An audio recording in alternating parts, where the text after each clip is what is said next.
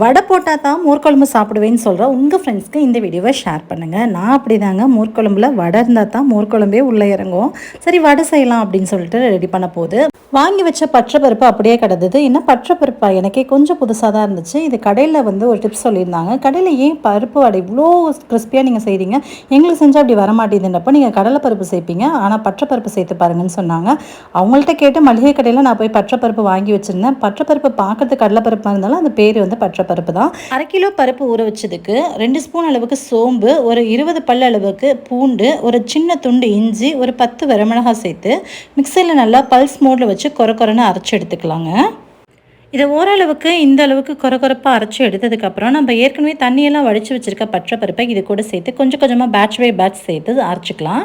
தேவைக்கேற்ப உப்பை ஒரு பேட்சில் சேர்த்து அதையும் இது கூடவே ஒன்றா சேர்த்துருங்க. சேர்த்துட்டு பார்த்தீங்க அப்படின்னா நல்ல நைஸாக இல்லாமல் கொஞ்சம் கொரன்னு அரைச்சிட்டுக்கோங்க. அங்கங்கே பருப்புகள் பார்க்குறப்ப தெரியணும், அந்த மாதிரி இருக்கணும். கூடவே மல்லித்தலையும் கருவேப்பிலையும் நல்லா வாஷ் பண்ணிவிட்டு இது கூட சேர்த்துக்கோங்க. நல்லா பொடியாக நறுக்குனா நல்ல பெரிய வெங்காயத்தை இது கூட சேர்த்துக்கோங்க. நீங்கள் இதை சேர்த்துட்டு ரொம்ப நேரம் ஊற வைக்கணும் அப்படின்லாம் இல்லை. மாவு நல்லா பிசைஞ்சு எடுத்ததுக்கப்புறம் உடனே எண்ணெயில் போட்டு எடுத்துடலாங்க. ரொம்ப நேரம் ஊற வச்சுன்னா தண்ணி அந்த வெங்காயத்தில் இருக்க தண்ணியெல்லாம் விட்டு ரொம்ப சலசலன்னு ஆகிடும். ஸோ ஒருவேளை நீங்கள் அடுத்த நாள் இந்த வடை போடணும், இல்லை கொஞ்சம் நேரம் கழிச்சு போடணும்னு நினச்சா கூட ஃப்ரிட்ஜில் ஸ்டோர் பண்ணிக்கோங்க, வெளியில் வச்சிட வேண்டாம். இப்போது நல்லா வடை தட்டுற அளவுக்கு பக்குவத்தில் வந்ததுக்கப்புறம் அப்படியே எடுத்து ஓரமாக வச்சுட்டு எண்ணெய் ஒரு பக்கம் காய வச்சுட்டு உங்களுக்கு வடை என்ன ஷேப்பில் வேணுமோ என்ன சைஸில் வேணுமோ தட்டி எடுத்து ஓரமாக வச்சுக்கோங்க. எண்ணெய் நல்லா காஞ்சதுக்கப்புறமா எண்ணெயில் வடை எல்லாமே இறக்கிடலாம்.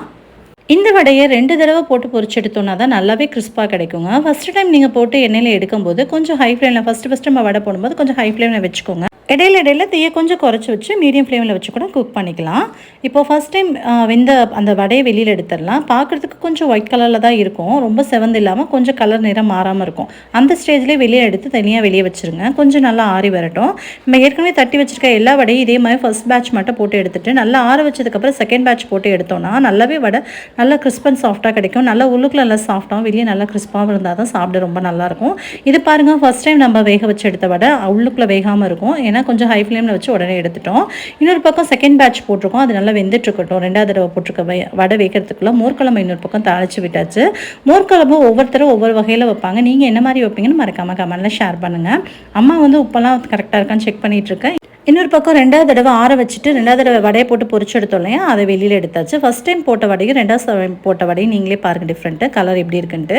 2வது தடவை நல்லா பொரிச்சது நல்லாவே கிறிஸ்ப் அண்ட் சாஃப்டாக சூப்பராக இருக்குது, பார்க்குறதுக்கு நல்லாவே கிறிஸ்பியாக இருக்குங்க. இது மோர்க்குழம்புக்கு தேவையான வடை ரெடி ஆகிடுச்சு. மோர்க்குழம்பு ஒரு கொதி வந்ததுக்கப்புறம் வடையை உள்ளே போட்டு அப்படியே மூடி வச்சுட்டு ஒரு 1/2 மணி நேரம் கழிச்சு எடுத்து சாப்பிட்டா சும்மா அடிபொலியாக இருக்குங்க. டேஸ்ட் ரொம்பவே சூப்பராக இருக்கும். மோர்க்குழம்புல யாருக்கெல்லாம் வடை போட்டு சாப்பிட்டா ரொம்ப பிடிக்கும்னு கமெண்ட்டில் ஷேர் பண்ணுங்கள். தேங்க்யூ.